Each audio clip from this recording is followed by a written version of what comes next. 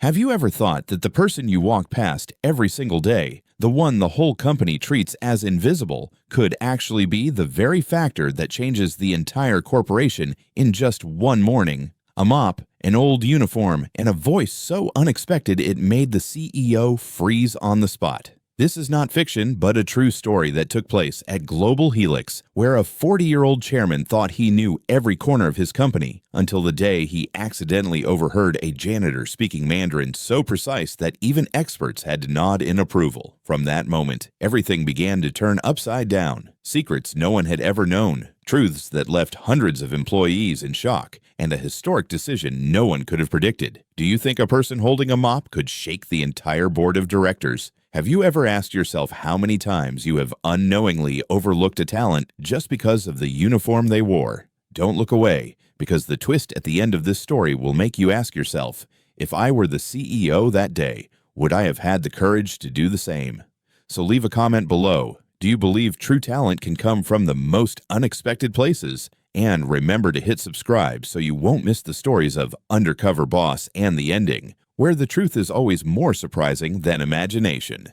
On Monday morning, the main lobby of Global Helix was crowded and noisy, like an endless office symphony, the sharp rhythm of shoes striking the marble floor, phones ringing, employees exchanging deadlines, all mixing with the rising scent of fresh coffee. Everyone hurried past without noticing the woman bent over, mopping the floor. That woman was Denise Atwater, dressed in a dark red uniform with faded gloves, quietly working as if she were part of the building's invisible backdrop. Yet in the middle of that clamor, a voice suddenly rose that made the entire scene seem to stop. John, the 40-year-old CEO of Global Helix, had just stepped into the lobby when he froze, not because of footsteps or a phone ringing, but because of a voice. Smooth, warm, and steady. It was Mandarin. Denise was speaking to an older man in thick-rimmed glasses and a white shirt, lost and holding a printed sheet. With a gentle smile, she spoke slowly and precisely, each word rounded and clear, guiding and reassuring.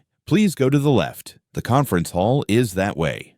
The man exhaled in relief, nodding gratefully as his face softened. John stood still, stunned, thinking perhaps an international staff member had arrived early. He scanned the lobby, searching for a familiar face from the global division, but found only Denise, the woman in the janitor's uniform, at the center of it all. Before he could recover, a delivery worker approached nervously with a clipboard, and Denise answered immediately in Spanish, her tone so natural that the man paused, then smiled in relief. Sí, gracias. John frowned, narrowing his eyes. This can't be, he thought. Then another vendor arrived, carrying mislabeled boxes, his face confused, and Denise glanced at the labels, smiled lightly, and replied in French, Salle de conférence B, à droite du couloir. Her voice was calm and firm, so natural that the vendor instantly nodded, his shoulders dropping in relief. In that moment, John felt the entire world blur away, leaving only one truth shining before his eyes. The woman he had passed by for years as if she were just a shadow was in fact a living treasure of languages. Curiosity turned into a sweet shock as he gripped his leather briefcase tightly, needing something solid to prove he wasn't imagining it. A CEO who had led dozens of global projects now had to ask himself, how many people like her have I overlooked in my own company? John could not walk away. He drew a deep breath and stepped closer, his footsteps echoing sharply on the polished tiles as if to declare that this time the chairman of Global Helix would not pass by in silence.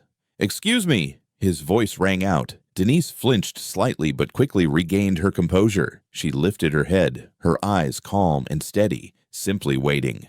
Yes, sir? John smiled faintly, a rare trace of hesitation flickering across a CEO's face. That just now was Mandarin, wasn't it? Yes, sir. You spoke it as fluently as a native. Denise nodded lightly, her tone even, without the slightest hint of boasting. As well as Spanish and French. I use them every day. John tilted his head, eyes widening. Only 3? Denise paused for a beat, then answered with such quiet simplicity that the air in the lobby seemed to tighten. Mandarin, Spanish, French, Portuguese, German, Arabic, Italian, Swahili, and I can read Latin, but I don't count it. A silence fell. as though her words had dropped onto the marble floor and echoed through the entire hall. John blinked rapidly. He had led global teams, hired dozens of interpreters, reviewed countless resumes, yet never had he encountered an answer like that. "Did you just say 9 languages?" "Yes, sir." No pride, no defense, spoken as plainly as reporting the number of mops in a supply room. In that moment, the image of Denise, the quiet woman he had overlooked for more than a decade, flipped a page in John's eyes. No longer a faded janitor. Now before him stood a walking United Nations. John inhaled deeply, his voice lower, steadier. "What is your name?" "Denise Atwater." "Could you spare me a few minutes?" Denise hesitated, her gaze carrying the familiar caution of someone long ignored and underestimated. But slowly, she nodded. "Yes. Right now. Right now."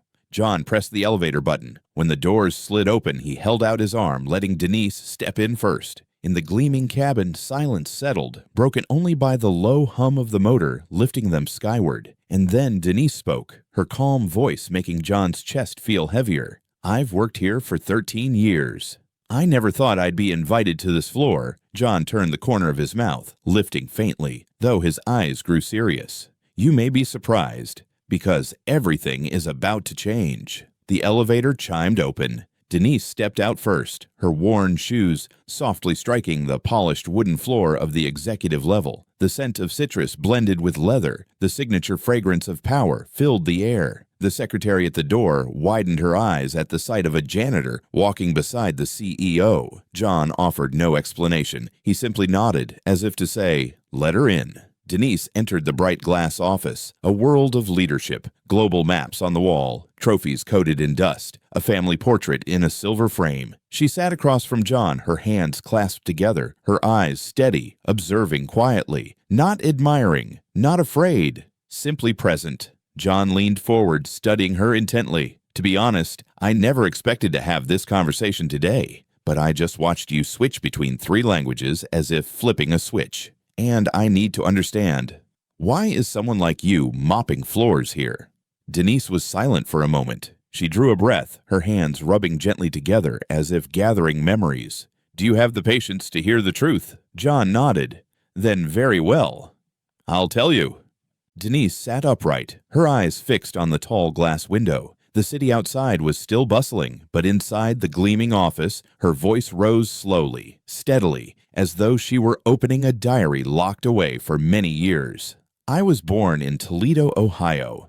Just 3 of us at home. My father was a plumber, my mother a night shift nurse. We didn't have much, but my parents treated education like religion. They taught me that if I was good enough, one day a scholarship would take care of the rest." Her eyes lit faintly. "And I did it. I won a full ride to Kent State, majoring in linguistics. Back then, I walked the university halls with a quiet pride. No parties, no hanging out. I spent my evenings translating foreign poetry just for fun. I thought my whole life would belong to language." She paused, inhaled deeply, her face sinking. "But then my mother got sick. At first, it was fatigue, then confusion. I dropped out of grad school to care for her. 6 months later, my father died of a stroke in the garage. Everything collapsed in a single winter. John didn't move. He just sat there, his fingers interlaced, eyes locked on Denise. Her voice lowered. Then I had a child. Alone. No money. No one stayed. I took whatever jobs I could, stocking shelves in supermarkets, changing sheets in nursing homes, filing temp paperwork in tiny offices, until one supervisor here suggested, "Take the night shift. You'll have income and still time to pick up your kid from school." And that's how I ended up with this job. She gave a small smile, tinged with sorrow.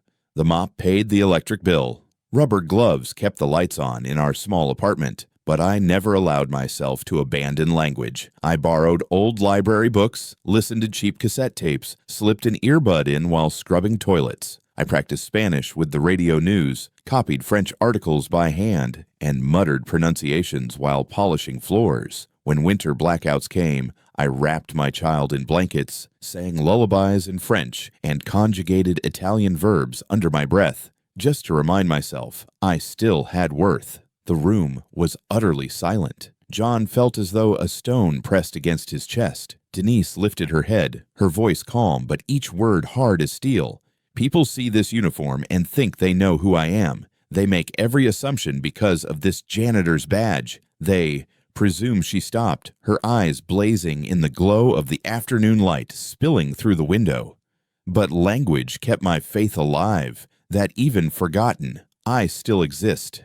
John swallowed hard. In his entire career, he had heard hundreds of presentations, thousands of resumes. Yet never had a story struck him in the chest like this, not because of tragedy, but because of a resilience and composure impossible to deny. He exhaled softly, leaning forward, his eyes heavy with gravity. "Denise, have you ever thought about doing something else?" She shrugged, with a small, bitterly honest smile. "Of course, but when rent is due, dreams usually wait their turn. I do what's necessary." That's all. John sat still, the pen trembling lightly in his hand. And in his mind, a thought began to take shape, a thought that would not only change Denise, but change Global Helix itself. That afternoon, as the clock neared 4, John found himself unable to focus on any meeting. Every word Denise had shared haunted him. The story of a woman who had mopped floors for 13 years in silence, yet kept the flame of knowledge burning bright in the dark. He rose, closed his notebook, and abruptly left the executive floor. The elevator carried him down into the basement corridors, where dim fluorescent lights flickered, walls bore the marks of carts, and the pungent smell of cleaning chemicals filled the air. The atmosphere here was nothing like the polished glow of the offices above. Through an open doorway, John saw Denise stacking microfiber cloths neatly on a steel shelf. The same small figure, the same rubber gloves, but to John the image now carried an entirely different weight. "Excuse me, may I trouble you once more?" John's voice sounded. Denise turned, startled. "Sir, you came down here?" John smiled, adjusting his shirt cuff. "I can't stop thinking about our conversation this morning. And I need to ask you a favor." Denise slipped off her gloves, wiping them against her uniform. "What kind of favor, sir?" "A delegation from Sao Paulo has arrived early. The interpreter canceled at the last minute. I need someone to step in. Can you help?" A brief silence. Denise looked at him, suspicion flickering in her eyes, but no trace of fear. "Portuguese, is it?" John nodded. She drew a deep breath, then gave a small nod. "I can." Minutes later, they entered meeting room 4C. 4 Brazilian guests sat scattered around the table, restless, scrolling their phones. The tension in the room was taut as a wire. Denise walked in wearing her dark red uniform. No business card, no title. She bowed slightly, then spoke in smooth, flawless Portuguese. "Good afternoon, gentlemen. I'll be assisting with interpretation today. It's a pleasure to meet you at once." 4 faces lifted. The tension dissolved like mist. Shoulders relaxed, smiles appeared, eyes lit up. One guest cracked a joke in his native tongue, and Denise instantly volleyed back with a light-hearted remark that made the entire room laugh. John sat in the corner, not catching every word, but understanding perfectly what had changed. No more barriers, no more distance. Denise wasn't just translating, she was turning strangers into allies. 20 minutes later, the meeting wrapped up more smoothly than anyone had expected. As the guests shook hands to leave, one turned to John, smiling broadly in English. "She is the best we've worked with all year. Where did you find such a gem?" John glanced at Denise, who was quietly clearing cups from the table, and replied simply, "Right here." The hallway afterward was quiet. John caught up with Denise as she pushed her cleaning cart. "Have you ever worked as a professional interpreter?" he asked. Denise shook her head. "Only helped now and then, at hospitals, government offices, a few small cases. No certificate, no time for further study. My daughter needed me more." "How is she now?" John asked. Denise's eyes brightened. 26, a nurse, paid for her own education, stubborn, like me.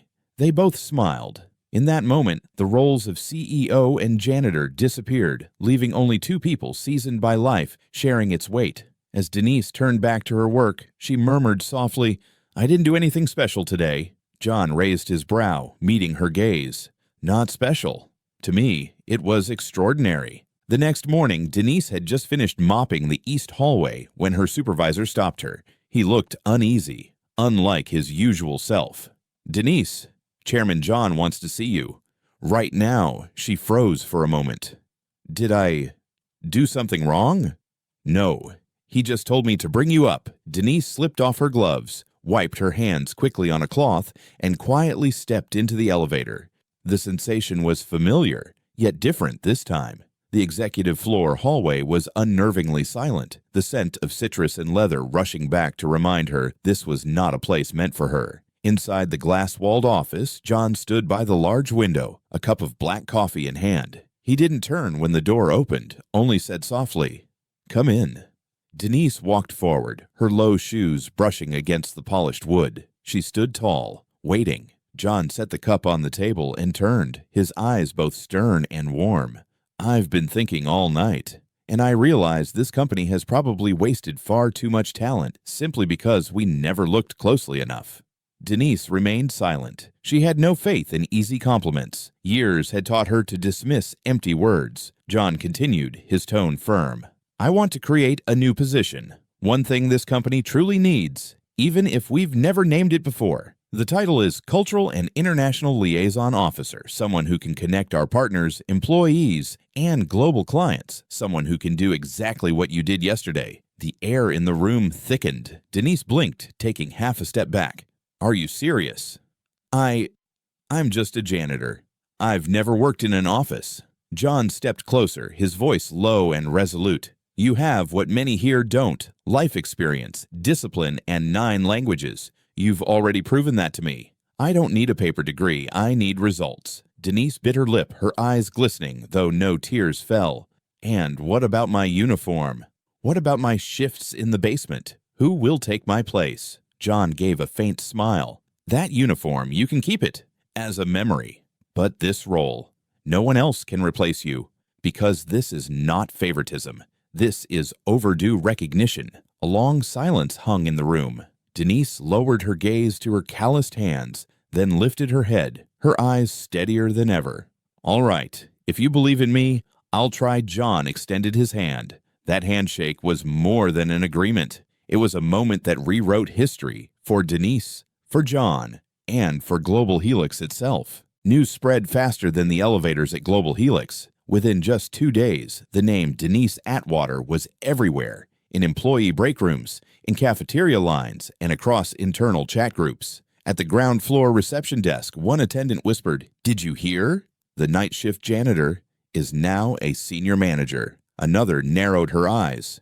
"Really? Or just some PR stunt by the board?" In the cafeteria, 2 marketing assistants leaned close over their salads. "Don't you think it's unfair? I have an international master's degree, and I've been waiting 2 years for a promotion. And she was mopping toilet floors last week." The other shrugged, lowering her voice. "Yeah, but can you speak 9 languages?" Up on the 12th floor hallway, a few mid-level managers passed by Denise's office. On the fresh glass door gleamed a polished steel nameplate, "Denise Atwater, Cultural and International Liaison Officer." One of them muttered half-jokingly, "Maybe I should learn how to hold a mop." But not everyone laughed. Some faces darkened, eyes sharp with discontent. They were used to climbing the ladder rung by rung, used to transcripts and degrees, used to the proper path. And Denise was the exception, shaking their familiar order. In the small office newly arranged for her, Denise sat quietly. A tidy desk, a fresh potted plant, a computer still untouched. She brushed her fingers lightly against the nameplate on her desk and exhaled. Outside, whispers still leaked through the walls. But instead of turning away, Denise opened the drawer, pulled out her old dark red uniform. She didn't put it on, she folded it neatly and placed it in the corner, as a reminder that this path had not fallen from luck, but had been built from sweat, tears, and thousands of hours of persistence. That afternoon, another figure appeared. Victor, head of international operations, knocked and stepped in, his face cold. He slapped a thick stack of documents onto Denise's desk. "I hear you're the new cultural liaison. Then handle this: contracts from Italy, reports from Dubai, unresolved issues with Sao Paulo. Let's see what you can actually do." His tone was dry, laced with sarcasm. Denise looked up, a faint smile on her lips. "Give me a few hours to review. I'll get back to you." Victor raised his brows, said nothing, and walked out. As the door shut, Denise exhaled and laid her hand on the first page. She knew it wouldn't be easy, but fear no longer clung the way it once had. To her, this challenge was not a burden, but an opportunity. At the end of the hallway, John stood silently, watching through the glass. He knew the storm was coming, but he also knew that if anyone was strong enough to withstand the whispers, it was Denise Atwater. Rumors traveled quickly through Global Helix, and before long they reached ears higher than John's, the board of directors. Among them, the most formidable name was Eleanor Craig, a veteran board member, famous for her razor-sharp tongue and eyes that never missed a weakness. One morning, Denise received a terse email. Report to the boardroom, 17th floor, 3 p.m. today. She stared at the screen, her hand tightening slightly. No one needed to tell her this was not an invitation but a test. 3 o'clock. The 17th floor hallway was silent. Thick glass, cold light, heavy air. Denise approached, her new badge emitting a sharp beep. The light blinked green. The door opened. Inside, Eleanor was already seated. A tailored black suit, silver hair neatly combed, eyes as sharp as a scalpel. On the table, a thick dossier lay neatly in place. "Sit," Eleanor said, without looking up, gesturing with a fountain pen. Denise sat, back straight, hands folded together on the table. Nothing more, nothing less. Eleanor flipped a few pages, her voice cold. "Miss Atwater, I've reviewed your file. No university degree, no international certifications, no management experience. 3 weeks ago, you were cleaning restrooms on the 9th floor, and today, you're handling communications with partners in Morocco, Brazil, and Dubai. Can you explain to me whether this is a mistake or a joke?" Denise lifted her gaze, calm and steady. "It is not a mistake. And it is certainly not a joke." Eleanor closed the file and crossed her arms. "Then tell me, what gives you the right to sit in that chair?" Without blinking, Denise replied, "Because I speak 9 languages. Because I understand the cultures behind every word.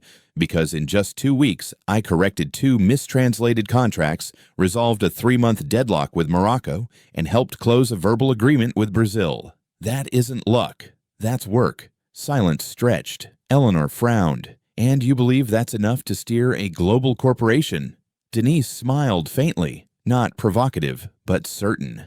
"I don't believe it. I know it. And with all due respect, ma'am, this company doesn't need more people who can talk well. It needs people who can solve problems." Eleanor's grip on her pen tightened, her eyes flashing with suspicion and surprise. For the first time, she didn't see fear in the eyes of a newcomer. Denise leaned slightly forward, her voice lower. "I'm not here to be liked. I'm here to be useful. And I have been useful." The room seemed to freeze. Eleanor exhaled slowly, closed the file, and stood. "You are a gamble, Ms. Atwater." Denise answered softly yet firmly. "My whole life has been a gamble. And I'm still here." Eleanor was silent for a few seconds, then gave a slight nod. No smile, no handshake, only a quiet acknowledgement that Denise would not be broken easily. Leaving the boardroom, Denise did not head straight back to her office. She stood in the glass corridor, gazing down at the sprawling city below. For years, she had walked this building with a mop and bucket, nothing but a shadow. Today, the entire company was watching her, and not all with approval. She pulled out her phone and dialed her daughter. A young, bright voice answered, "Mom? Is everything okay?" Denise closed her eyes, smiling faintly. "Nothing's wrong. I just wanted to hear your voice." In that moment, she understood. The greatest challenge was not the skeptical stares. It was proving, every single day, that she deserved to be here. After the tense showdown with Eleanor Craig, many assumed Denise would retreat. But the next morning, she arrived earlier than usual. Instead of hiding in her office, she walked through departments, smiling and greeting each group of employees, from interns to mid-level managers. Something strange began to happen. Staff from other divisions sought her out not only for translation, but for advice. A nervous intern appeared at her door, clutching a stack of German slides. "Miss Denise, I have to present to a client soon. I'm afraid my grammar is wrong." Denise smiled and pushed out the chair beside her. "Sit down. Read it aloud. Wherever it's wrong, I'll fix it." In the break room, a security guard in a dark blue uniform lowered his head when he saw her. "Thank you. Because of you, we feel seen." Denise didn't answer with speeches. She simply placed a hand on his shoulder and nodded. "We all deserve to be seen." These small moments spread faster than any corporate newsletter, Gradually, people stopped calling Denise just the cultural liaison officer and began calling her the person everyone goes to before making a big decision. One afternoon, John walked into the lounge to find Denise speaking with 3 frontline workers, a driver, a kitchen hand, and a young janitor. On the table, she had opened a notebook and written in chalk marker, "One word, one day." She explained, "It doesn't matter what job you do. Learn one new word in another language every day." That's how I began. John's eyes lit up. When the others left, he pulled a chair beside her. "What are you doing, Denise?" She smiled softly. "Building a door, so that people no one notices can also have a way in."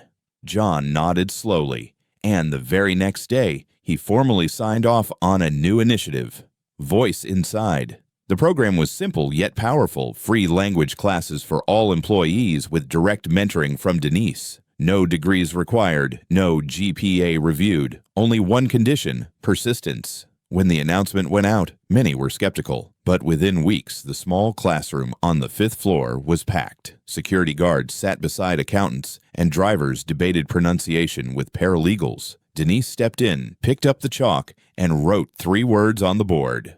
One word daily. The whole class repeated in unison. Her influence stretched far beyond a classroom. Morale soared. The divisions within Global Helix, fractured after her promotion, began to shift. A PR staffer scribbled 3 words on the whiteboard outside Denise's office. "We see you."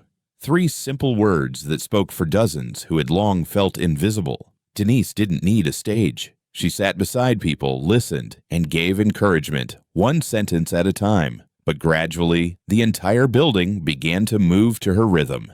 The following month, Global Helix attended the International Logistics Leadership Summit in Cincinnati, a gathering of hundreds of CEOs, investors, and global representatives. John decided to bring Denise along. In the vast conference hall, chandeliers blazed overhead, rows of seats packed tight. On the LED screen, numbers, graphs, and technical speeches rolled on, heavy as a refrain everyone had heard too many times. Then John stepped to the podium and spoke briefly.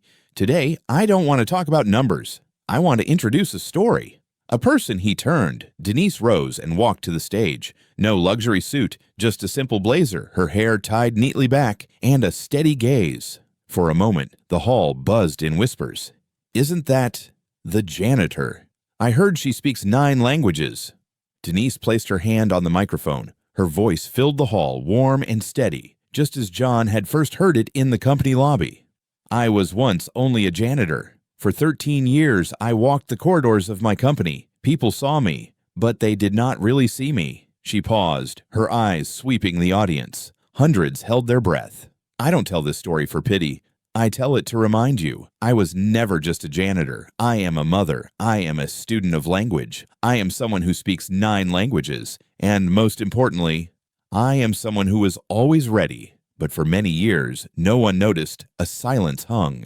Denise bowed her head, then lifted it, her voice firmer. "So if anyone here today has ever been overlooked, underestimated, or judged by a uniform or a title, I want you to remember, your value is not in the nameplate on your chest. It is in your actions, in your persistence, in what you do when no one is watching." Her tone softened, nearly a whisper, yet it echoed across the room. Talent wears no uniform, intelligence needs no license, and greatness may walk past you wearing a janitor's clothes. The hall was silent. Then, like a wave, applause rose. Not polite applause, but a standing ovation, thunderous, unending. A young man stepped forward, eyes wet. "My mother is a hotel maid. She speaks 4 languages. Today, because of you, I am no longer ashamed of that." Denise touched his shoulder gently, smiling softly. "Never be ashamed of where you come from. The only shame is when we close our eyes to brilliance standing right in front of us." The next day, Denise's name appeared across headlines. From mop to international podium, Global Helix changes culture with one look. But for Denise, the most important moment wasn't the press. It was back in her office, where she found a folded note on her desk. The handwriting was rough. "I thought I would stay invisible forever. Today, because of you, I stand a little taller.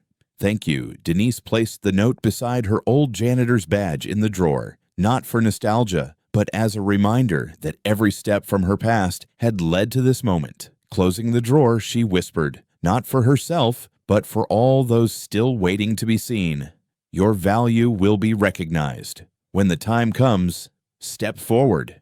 And remember, bring a few chairs for others too. There is a truth this story has reminded all of us. Talent wears no uniform. Value is not in the chair you sit on, but in the actions you take when no one is watching. And sometimes, what transforms an entire organization does not come from a lavish boardroom, but from the quiet people long forgotten in the corners. If you are a leader, ask yourself, have you truly seen the people around you? If you are an employee, remember, no matter who underestimates you, true value will speak for itself when the moment arrives. The lesson here is crystal clear. Do not judge people by their title or the clothes they wear. Never let your dreams fade because of circumstance. And most importantly, when opportunity comes, step forward with courage, not just for yourself, but for all those still waiting to be seen. Now let me ask you, if one day you happen to cross paths with a Denise in real life, what would you do? Leave your answer in the comments below. I read every one of your reflections. Don't forget to hit subscribe to follow the Undercover Boss and the Ending series. Turn on the notification bell so you won't miss a single story, because each one has the power to change the way you see the world. And share this video with a friend, a colleague, even a leader you know, because sometimes just one story at the right time is enough to spark an entire transformation.